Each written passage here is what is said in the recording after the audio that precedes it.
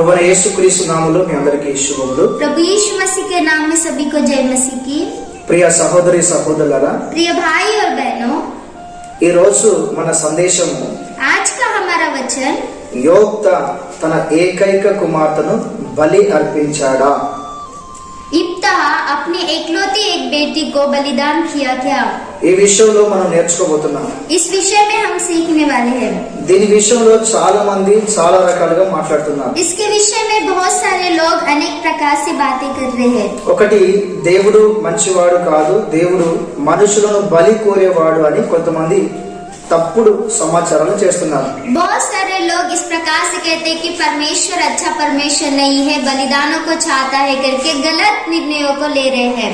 మరికొంతమంది ఈ యొక్క యోక్త మాట ఇచ్చాడు, దేవునికి మొరకుకున్నాడు గాని దాని ప్రకారంగా చేయలేదు, మాట తప్పాడు, ఎందుకంటే మనిషి కదా అని మాట్లాడుతున్నారు. और कुछ लोग इस प्रकार से कहते हैं कि इब्ताह ने तो बात दी लेकिन अपने बात के अनुसार उसने नहीं किया, क्योंकि वो मनुष्य है और उसने अपने बात को पीछे लिया करके कुछ लोग कह रहे हैं। ఈ సందేశాన్ని అనేక రకాలుగా మాట్లాడుతున్నారు. इस संदेश को अनेक प्रकार से कह रहे हैं। ఈయన యోక్త అనుకున్నాడు గాని తర్వాత ఏం చేశాడో ఎవరికి కూడా తెలియదు అని కూడా కొంతమంది అంటున్నారు. इब्ताह ने तो पहले कहा लेकिन बाद में उसने क्या किया किसी को भी नहीं पता करके कुछ लोग कह रहे हैं। వాస్తవానికి ఏం జరిగింది, वास्तव में क्या हुआ, సత్యము ఏంటిది? सच्चाई क्या है? ఈ రోజు మనము యోక్త కుమార్తె గురించి, యోక్త తన కుమార్తెను బలి అర్పించాడా లేడా అనే విషయాన్ని మనం స్పష్టంగా చూడబోతున్నాం. आज के दिन हम इब्ताह ने अपनी बेटी को बलिदान किया क्या नहीं, ये बातों को स्पष्ट रीति से देखने वाले हैं।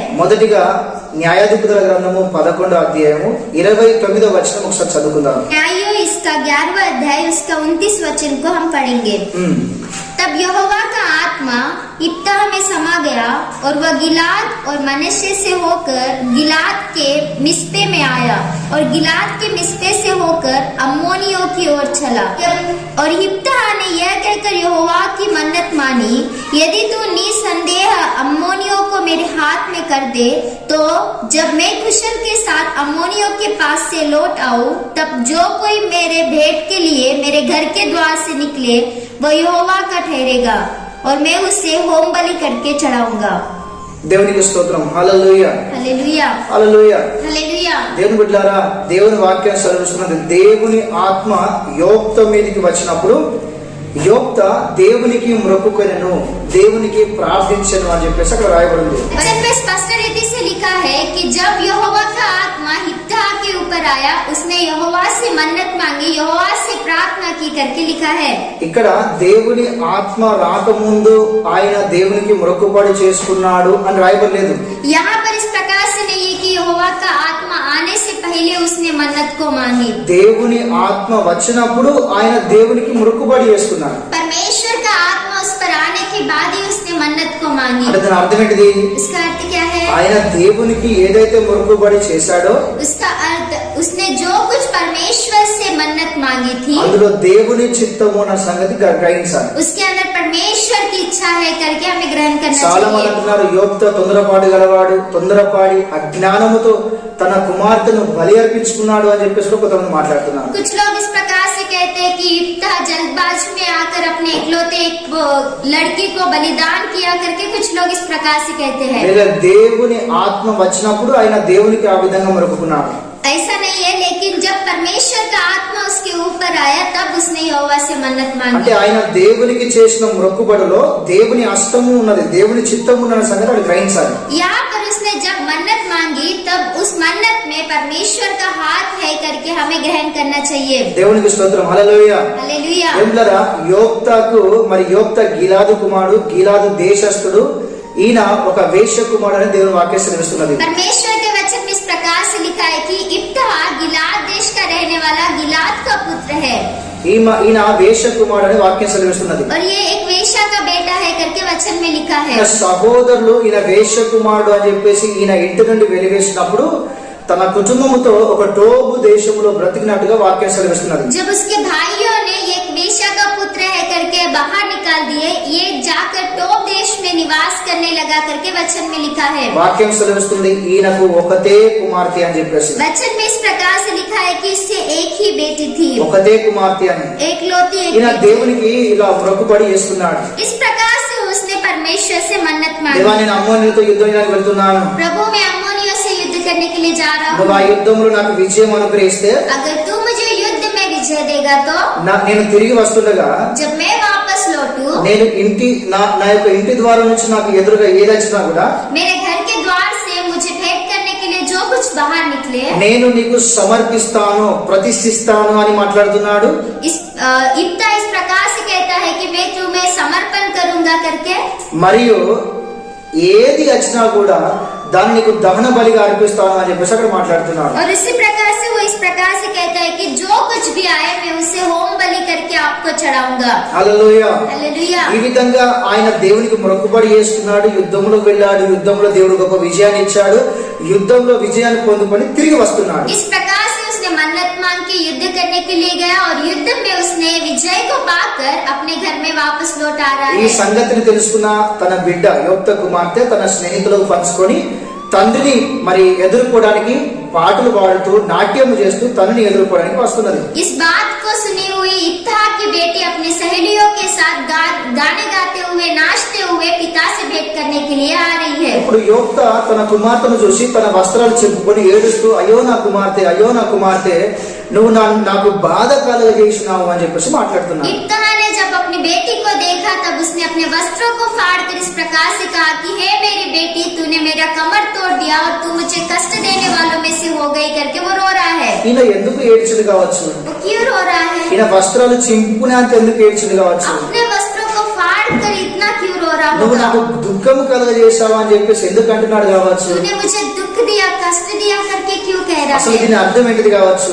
असलियत में इसका अर्थ क्या है? అసలు మరి ఈ యోప్త యుద్ధానికి వెళ్ళక ముందు దేవునికి ఒక మొక్కుబడి చేసుకున్నాడు కదా। इब्ता ने युद्ध में जाने से पहले परमेश्वर से एक मन्नत मांगी। అసలు ఆ మొక్కుబడిలో అర్థం ఏంటిది, ఆ మొక్కుబడి ఏంటిది కావచ్చు। उसने क्या मन्नत मांगी और उस मन्नत का अर्थ क्या होगा? దీని గురించి మనం స్పష్టంగా ఆలోచన చేస్తే ये परमेश्वर की संतान, इसके विषय में अगर हम स्पष्ट रीति से विचार करेंगे तो యోప్త దేవునికి మొక్కుకున్నాడు, इब्ता ने परमेश्वर से मन्नत मांगी, ఆయన దాన్ని తప్పిపోలేదు। उसने पीछे नहीं लिया। అంతేకాదు उतना ही नहीं, దేవుడు బైబిల్లో ఎక్కడ ఎవరిని బలి ఇవ్వమని అడగలేదు। बाइबल में परमेश्वर ने कभी भी किसी को बलिदान करने के लिए नहीं मांगा। దేవుడు ఎప్పుడు కూడా బలి కోరలేదు। परमेश्वर कभी किसी का बलिदान नहीं चाहा। దేవుని సంతానమైన ఇజ్రాయెల్ జనాంగం ఎప్పుడు కూడా మనుషులను బలి ఇవ్వలేదు। परमेश्वर के संतान इस्राएली लोग मनुष्यों को कभी बलिदान नहीं चढ़ाए। హల్లెలూయా। हालेलुया। అంతేకాకుండా नहीं, యోప్త కూడా తన కుమార్తెను బలి అర్పించలేదు। इब्ता ने भी अपनी बेटी को बलिदान नहीं चढ़ाया। ఏంటి అని మీరు అనుకోవచ్చు, क्या ऐसा क्यों हो सकता है करके ఇక్కడ आप మీరు सोचेंगे। కన్ఫ్యూజ్ కావచ్చు। यहाँ पर आप कंफ्यूज हो सकते हो। మనం బైబిల్లో మనం ఆలోచన చేస్తే लेकिन अगर हम बाइबल में विचार करेंगे तो ద్వితీయోపదేశ కాండము 12వ అధ్యాయము 31వ వచనంలో व्यवस्था विवरण इसका 12वां अध्याय इसके 31वें वचन में అక్కడ ఈ విధంగా రాయబడింది। वहाँ पर इस प्रकार से लिखा है, तूने अपने परमेश्वर यहोवा से ऐसा व्यवहार न करना, क्योंकि जितने प्रकार के कामों से यहोवा घृणा करता है और बैर भाव रखता है, उन सबों को उन्होंने अपने देवताओं के लिए किया है। यहाँ तक कि अपने बेटे बेटियों को भी वे अपने देवताओं के लिए अग्नि में डालकर जला देते हैं। దేవునికి స్తోత్రం। హల్లెలూయా। हालेलुया। దేని బిడ్డారా, స్త్రీలనే కావచ్చు పురుషులనే కావచ్చు, ఇలా అన్య దేవతలకు గాని ఇలా పిచ్చి పిచ్చి పనులకు గాని దహన బలిగా లేకుంటే బలిగా అర్పించడము ఇది దేవునికి అసహ్యము, దేవునికి ఇది ఇష్టం లేనిది అని వాక్యం సెలవిస్తున్నది। स्त्रियों को या पुरुषों को, बेटे बेटियों को बलिदान करना और उनको अर्पण करना, ये परमेश्वर को घृणा आती है, परमेश्वर को इच्छा नहीं है करके वचन में लिखा है। ఇది దేవునికి అసహ్యమైన కార్యం అని వాక్యం సెలవిస్తున్నది। परमेश्वर को घृणा आने वाला कार्य ये है करके वचन में लिखा है। మరి ఒక వాక్యం చదువుకుందాము। और एक वचन को पढ़ेंगे, హోషేయ గ్రంథము 6వ అధ్యాయము 6వ వచనము। होशे इसका 6वां अध्याय 6वां वचन। చూడండి, హోషేయ గ్రంథము 6వ అధ్యాయము 6వ వచనము। होशे इसका 6वां अध्याय और 6वां वचन कि मैं बलिदान से नहीं स्थिर प्रेम ही से प्रसन्न होता हूँ और होम बलियों से अधिक यह चाहता हूँ कि लोग परमेश्वर का ज्ञान रखें। దేవుని వాక్యంలో అక్కడ స్పష్టంగా రాయబడింది, నేను బలిని కోరువాడును కాను అని చెప్పేసి ప్రభువే మాట్లాడుతున్నారు. परमेश्वर के वचन में स्पष्ट रीति से लिखा है कि मैं बलिदान चाहने वाला नहीं हूँ। మత్తయి సువార్త 9వ అధ్యాయం 13వ వచనంలో కూడా, मत्ती सुसमाचार इसके 9वें अध्याय के 13 वचन में भी, అదేవిధంగా మత్తయి సువార్త 12వ అధ్యాయం 7వ వచనంలో కూడా उसी प्रकार से मत्ती रचित सुसमाचार 12वें अध्याय के 7वें वचन में ప్రభువే స్పష్టంగా మాట్లాడుతున్నాడు, దేవుడు బలి కోరువాడు కాడు అని చెప్పేసి. प्रभु ही स्पष्ट रीति से कहते हैं कि परमेश्वर बलिदानों को नहीं चाहता। ఆదికాండం 22వ అధ్యాయం 3-7 వచనం చదివితే దేవుడు స్పష్టంగా అబ్రహామును అన్నాడు కదా, నీ కుమారుని నాకు దహన బలిగా అర్పించు, మోరేకర పర్వతం మీద తీసుకొని వెళ్ళు అని చెప్పేసి అని మీరు అడగవచ్చు. आप ऐसे सोच सकते हो कि उत्पत्ति उसके 22वें अध्याय के 3रे वचन से लेकर 7वें वचन तक परमेश्वर ने अब्राहम से कहा कि तेरे पुत्र को मुझे बलिदान कर और उससे लेके जाके मोरिया पर्वत पर उससे बलि चढ़ा करके कहा ना। దేవుని బిడ్డలారా, వాస్తవానికి దేవుడు ఆ కుమారుని నిజంగానే బలివ్వమని దేవుడు అడగలేదు. प्रिय परमेश्वर की संतान, वास्तव में परमेश्वर ने उस पुत्र को सच्ची में बलिदान करने के लिए नहीं कहा। అబ్రహామును పరీక్షించడానికి మాత్రమే దేవుడు అలా అన్నాడు తప్ప నిజంగా దేవుడు బలి కోరువాడు కాడు, దేవుడు బలివ్వమని అడగలేదు. अब्राहम की परीक्षा करने के लिए परमेश्वर ने कहा, लेकिन परमेश्वर बलिदानों को नहीं चाहता। అక్కడ మీరు కింద చదవండి, రాయబడింది, అబ్రహామా నీ కుమారుని బలి అర్పించకు, అతనికి బదులుగా అక్కడ ఒక పొట్టేలు ఉన్నది, ఆ పొట్టేలుని అర్పించు, ఎందుకంటే దీన్ని బట్టి నీవు నన్ను ప్రేమిస్తున్నావని నేను తెలుసుకున్నాను అని దేవుడు అబ్రహాంతో మాట్లాడతాడు. वहाँ पर परमेश्वर इस प्रकार से कहते हैं कि अब्राहम तेरे पुत्रों को बलिदान मत चढ़ा, वहाँ पर एक मेमना है उसे लाके बलिदान चढ़ा, इसके द्वारा मैं समझूंगा कि तू मुझसे प्रेम करता है। దేవునికి స్తోత్రం, హల్లెలూయా. हालेलुया। తను పరీక్షించడానికి అలా అన్నాడు తప్ప వాస్తవానికి ఆయన బలి కోరలేదు. उसकी परीक्षा करने के लिए ही परमेश्वर ने इस प्रकार से कहा, लेकिन वास्तव में परमेश्वर बलिदान को नहीं ఇలా चाहा। అనేకమైన లేఖనాలు ఉన్నాయి, దేవుడు బలి కోరువాడు కాడు, దేవుడు బలి కోరలేదు అని చూపించడానికి. इस प्रकार से अनेक रेफरेंस है कि परमेश्वर बलिदानों को नहीं चाहता और परमेश्वर ने बलिदान नहीं मांगे। హల్లెలూయా. हालेलुया। మరి ఇక్కడ యోక్త బిడ్డ విషయంలో మనం ఆలోచన చేస్తే, तो यहाँ पर इब्तहा की बेटी के विषय में विचार करने से ఇదే న్యాయాధిపతుల గ్రంథము 11వ అధ్యాయం 30వ వచనం చదివినట్లయితే इसी न्याय इसके 11वें अध्याय के 30वें वचन को पढ़ने से అక్కడ రెండు విషయాలు రాయబడి ఉన్నాయి. वहाँ पर दो बातों को हम देखते हैं। యోక్త దేవునికి ప్రార్థన చేస్తున్నాడు, దేవునికి మొక్కుబడి చేస్తున్నాడు. इब्तहा परमेश्वर से प्रार्थना कर रहा है और परमेश्वर से मन्नत को मांग रहा है। ఆయన చేసే ఆ మొక్కుబడిలో, ఆయన చేసే ఆ ప్రార్థనలో రెండు విషయాలు ఉన్నాయి. उसकी उस मन्नत में और उसकी प्रार्थना में दो बातों को हम देख सकते हैं। మొదటిది సమర్పణ, ప్రతిష్టత అని అది చూస్తున్నాం. पहली बात यहोवा का ठहरेगा, मतलब समर्पण वहाँ पर हम देख सकते हैं। రెండోది దహన బలి అని రాయబడి ఉంది. और दूसरी बात होम बलि करके लिखा है। చూడండి, అక్కడ స్పష్టంగా రాయబడింది, वहाँ पर स्पष्ट रीति से लिखा है। రెండు విషయాలు అక్కడ రాయబడి ఉన్నాయి. दो बातें को हम वहाँ पर देख सकते हैं। ఇప్పుడు యోక్త దృష్టిలో ఓన్లీ ఎవరైతే నా ఇంటి ద్వారం నుంచి వస్తారో వాళ్ళని దేవునికి బలి అర్పిస్తా అని ఒకవేళ మనసులో ఉంటే, अगर इब्तहा की दृष्टि में जो कोई मेरे घर से बाहर आएगा उसको मैं होम बलि चढ़ाऊंगा करके उसके मन में रहने से, ఇప్పుడు రెండు శబ్దాలు ఎందుకు ఉపయోగించింది అక్కడ? वहाँ पर दो बातें उसने क्यों उपयोग किए? ఆయన ఇలా అనొచ్చు కదా, నేను దహన బలిగా అర్పిస్తాను అని సీదా అనొచ్చు కదా. वो इस प्रकार से कह सकता है ना कि मैं होम बलि को चढ़ाऊंगा, నేను యెహోవాకు ప్రతిష్ఠిస్తాను మరియు దహన బలిగా అర్పిస్తాను అని రెండు శబ్దాలు ఎందుకు వచ్చినాయి కావచ్చు? मैं यहोवा को समर्पण करूंगा और उसको होम बलि करूंगा करके दो बातें क्यों आए? అంటే దాని అర్థం ఏంటిదంటే, इसका अर्थ क्या है कहने से? దేవుడు ఇజ్రాయెల్ దేవుడు పెట్టిన ఒక నియమం ఏంటిది అంటే, प्रिय परमेश्वर की संतान, इजराइल में परमेश्वर ने रखा हुआ एक नियम क्या है कहने से? లూకా సువార్త 2వ అధ్యాయము 23-24 వచనం. लूका रचित सुसमाचार इसका 2रा अध्याय इसका 23 और 24 वचन, जैसा कि प्रभु की व्यवस्था में लिखा है, हर एक पहिलौठा प्रभु के लिए पवित्र ठहरेगा और प्रभु की व्यवस्था के वचन के अनुसार पंडुकों का एक जोड़ा या कबूतरों के बच्चे लाकर बलिदान करे। దేవునికి స్తోత్రం, హల్లెలూయా. हालेलुया। ఇక్కడ ధర్మశాస్త్రమును అనుసరించి ధర్మశాస్త్రమును బట్టి మనం ఆలోచన చేస్తే, यहाँ पर अगर हम व्यवस्था को लेकर व्यवस्था के अनुसार विचार करने से, దీనిలో మొదటి సంతానమును దేవునికి ప్రతిష్ఠించాలి. प्रिय परमेश्वर की संतान, पहले संतान को परमेश्वर के लिए समर्पित करना चाहिए। మనుషులలో మొదటి సంతానం అయితే దేవునికి ప్రతిష్ఠించాలి. मनुष्य में अगर पहला संतान है तो परमेश्वर करना चाहिए। జంతువులలో పక్షులలో మొదటి సంతానం అయితే దేవునికి బలిగా అర్పించాలి। जंतुओं में और पशुओं में अगर पहिलौठा है तो उसे परमेश्वर के लिए बलिदान करना चाहिए। బయలు ఇజ్రాయెల్లో ఉన్న నియమం ఇది। इजरायलियों में का ये नियम है। మనుషులు అయితే దేవునికి ప్రతిష్ఠించాలి। अगर वो मनुष्य है तो परमेश्वर को समर्पण करना चाहिए। ఒకవేళ పక్షులైనా జంతువులైనా దేవునికి అది బలిగా అర్పించబడాలి। अगर वो पशु है जंतु है तो उसे परमेश्वर के लिए बलिदान करना। సంఖ్యాకాండం 6:2 गिनती इसका 6वां अध्याय 2 वचन में స్త్రీలనే గాని పురుషులను గాని ఆ రోజుల్లో దేవునికి నాజీరు చేసినట్టుగా దేవుని వాక్యం సెలవిస్తున్నది। स्त्रियों को या पुरुषों को उन दिनों में परमेश्वर के लिए नाज़ीर करते थे करके वचन में लिखा है। దేవునికి స్తోత్రం, హల్లెలూయా। हालेलुया। కనుక ఇక్కడ కన్ఫ్యూజ్ అయ్యే విషయాలు పెద్దగా ఏం లేవు।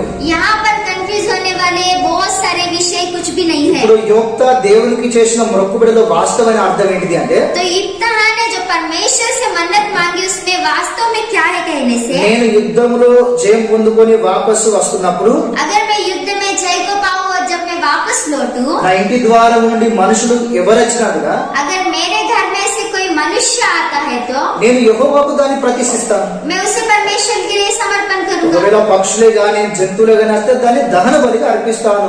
अगर वो पशु है पक्षी है तो मैं उसे बलिदान करूंगा। ఇది యోక్త దేవునికి చేసిన మొక్కుబడిలో ఉన్న వాస్తవమైన అర్థం। ये इब्तहा ने मांगी हुई मन्नत में से वास्तव अर्थ है। దీన్ని రకరకాలుగా అర్థం చేసుకుంటున్నారు। इसे अनेक प्रकार से लोग विचार करते हैं। ఇక్కడ మీకు ఇంకో ప్రశ్న ఉంటుంది, यहाँ पर आपको और एक सवाल आएगा। మరి యోక్త మరి తన బిడ్డను దేవునికి ప్రతిష్ఠించాడు అని మొక్కుకున్నాడు, వాస్తవమైన విషయం ఓకే। इब्तहा ने अपनी बेटी को समर्पित किया, ये वास्तव में है। మరి దేవునికి ప్రతిష్ఠించడానికి తన బట్టలు ఎందుకు చింపుకోవాలి, ఎందుకు అంతగా నిలబడాలి? तो परमेश्वर को समर्पण करने के लिए उसे क्यों कपड़े फाड़ना चाहिए, क्यों रोना चाहिए? అని మీకు ఈ డౌట్ వస్తుంది। इस प्रकार से आपको एक डाउट దేవుని है। ద్వారా మనం ఆలోచన చేస్తే प्रिय परमेश्वर के संतान, अगर हम विचार करेंगे तो అక్కడ మరి ఈ యొక్క యోక్తకు ఒకటే కుమార్తె అని రాయబడింది। इब्तहा को एक ही बेटी थी करके वचन में लिखा ఆయనకు है। కుమారులు లేరు, उससे पुत्र नहीं थे, ఈమె తప్ప ఇంకో కుమార్తె కూడా లేదు। इसे छोड़कर और दूसरी बेटी भी नहीं थी। కనుక ఈమె వివాహం చేసుకోకుండా దేవునికి నాజీరు చేయబడి ఉండాలి, तो ये विवाह ना करते हुए परमेश्वर के लिए नाज़ीर रहना चाहिए, దేవునికి సమర్పించబడి ఉండాలి। परमेश्वर के लिए समर्पित रहनी चाहिए। అంటే దీని అర్థం ఏంటంటే యోక్త యొక్క వంశవాళి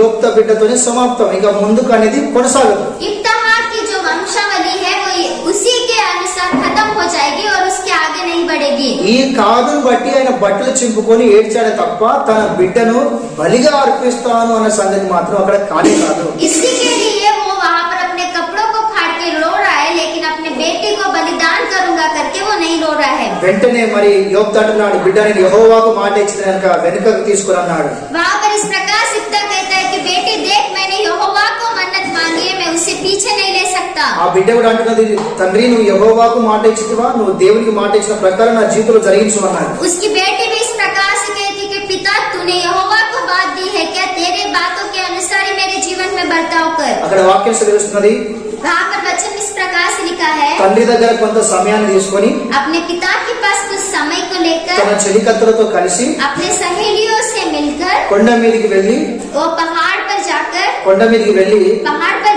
తన కన్యత్వము నిమిత్తము ప్రాలాపించినట్టుగా ఏడ్చినట్టుగా వాక్యం సెలవిస్తున్నది। अपने कुंवारेपन के निमित्त वहाँ पर वो रोने लगी करके वचन में लिखा है। ఒకవేళ బలి విషయమే అనుకుందాం, अगर बलि के विषय में ही सोचेंगे, కొండ మీదకి వెళ్లి वहाँ पर पहाड़ पर తన जाकर చెలికత్తలో కలిసి उस सहेलियों के साथ मिलकर తన తండ్రి తాను బలి అర్పించే విషయంలో ఏడ్చింది అని రాసి ఉండాలి కదా అక్కడ। अपने पिता ने बलिदान करने के लिए कहा करके वो रोना चाहिए ना, అలా ఏడలే కదా, ऐसे नहीं रोई ना, కన్యత్వం విషయంలో ఏడ్చింది। अपने कुंवारेपन के विषय में रोई। ఎందుకంటే తర్వాత జీవితము ఆమె పురుషుల్ని ఎరగకుండా మరి ఆమె తన్ను తాను దేవునికి సమర్పించబడి నాజీరు చేయబడి వివాహం చేసుకోకుండా ఉండాలి కనుక దాని గురించి అక్కడ ఏడ్చినట్టుగా వాక్యం సెలవిస్తున్నారు। क्योंकि उसके बाद वो विवाह नहीं करते हुए, किसी पुरुष का चेहरा नहीं देखते हुए अपने आप को कुंवारा ही रहना चाहिए करके वो रोई करके वचन में लिखा है। ఇది దాని సత్యము, वही उसकी सच्चाई అక్కడ है। బలి కాదు, वहाँ पर बलिदान नहीं है, సమర్పణను మనం చూస్తున్నాం। समर्पण को हम देखते हैं। అంతేకాదు ఏమిటారా, మరి ఆమె తిరిగి కొండ దిగి తన తల్లి దగ్గరికి వచ్చింది, उतना ही नहीं, लेकिन पहाड़ उतर कर अपने पिता के पास आई। మరి తండ్రి మరి ఆమె దేవునికి సమర్పించినట్టుగా న్యాయాధిపతుల గ్రంథము 11:40 రాయబడింది। तो उसने अपने पुत्री को परमेश्वर के लिए समर्पित किया करके न्याय इसका 11 अध्याय के 40वें वचन में लिखा है, వాక్యం చదువుతున్న జీవితాంతము బ్రతుకు దినములన్నీ కూడా ఆమె ఏ పురుషుడు కూడా చూడకుండా బ్రతికింది. సమర్పణ కలిగి తండ్రి ఏ సమర్పణలో నిలబెట్టిందో అదే సమర్పణలో బ్రతికిందని వాక్యం చదువుతుంది. वचन में इस प्रकार से लिखा है कि उसकी बेटी अपने पिता के वचनों के अनुसार ही किसी भी पुरुष को ना देखते हुए, विवाह नहीं करते हुए, एक कुंवारेपन से ही रही करके लिखा है। అందుకే సకల స్త్రీలు యోక్త కుమార్తెను మరి సంవత్సరానికి 3-4 సార్లు ఆమెను కొనియాడినట్టుగా వాక్యం సాక్ష్యం ఇస్తున్నది. तो सारे संसार की स्त्रियां उसको उसकी महिमा करने के लिए 3-4 बार साल में एक जगह मिलती थी करके वचन में लिखा है। దేవునికి స్తోత్రం, హల్లెలూయా. हालेलुया। కనుక इसीलिए యోక్త మాట ఇచ్చి తప్పలేదు. वचन इब्ताह वचन देकर उसे पीछे नहीं लिया। యోక్త తన కుమార్తెను బలి అర్పించలేదు. इब्ताह ने अपनी बेटी को बलिदान नहीं चढ़ाया। యోక్త తొందరపడి తప్పుడు నిర్ణయాలు తీసుకోలేదు. इब्ताह ने जल्दबाजी में आके गलत निर्णयों को नहीं लिया। దేవుడు కూడా ఏ మనిషిని బలి కోరలేదు, దేవుడు బలి తీయలేదు, బలి అడగలేదు. परमेश्वर भी किसी मनुष्य के बलिदानों को नहीं चाहा, बलिदानों को कभी मांगा नहीं और उससे बलिदानों को कभी उसके मुंह से निकला नहीं। యెహోవాకు మొక్కుబడి చేసుకున్నట్టు యోక్త తన కుమార్తెను దేవునికి ప్రతిష్ఠించుకున్నాడు. यहोवा से मन्नत मांगे जैसा ही इब्ताह ने अपनी बेटी को समर्पण किया దేవుడు వాళ్ళని గొప్పగా ఆశీర్వదించాడు. और परमेश्वर ने उन्हें बहुत ही आशीषित किया। అన్నిటికంటే దేవుణ్ణి ఎక్కువ ప్రేమించిన కుటుంబం ఈ కుటుంబం. सबसे ज्यादा परमेश्वर से प्रेम करने वाला ये परिवार था। మా ఇచ్చిన మాట తప్పకుండా మరి ముంగడి నడిచిన కుటుంబం ఈ కుటుంబం. दिया हुआ बात को पीछे नहीं लेते हुए आगे बढ़ा हुआ परिवार, దేవుని కొరకు దేవుడలా మరి నడుము కట్టుకొని యుద్ధంలో పోయిన కుటుంబం ఈ కుటుంబం. परमेश्वर के लिए कमर फासकर युद्ध करने के लिए गया हुआ ये परिवार है। మరి మన జీవితాలు ఏ విధంగా ఉన్నాయి? तो हमारे जीवन किस प्रकार से? ఒకసారి మనల్ని మనం పరీక్షించుకుందాం. एक बार अपने आप को हम परख कर దేవుడి देखेंगे। మాటలు దీవించును గాక. परमेश्वर इन बातों को आशीष दे। ఆమేన్. आमीन।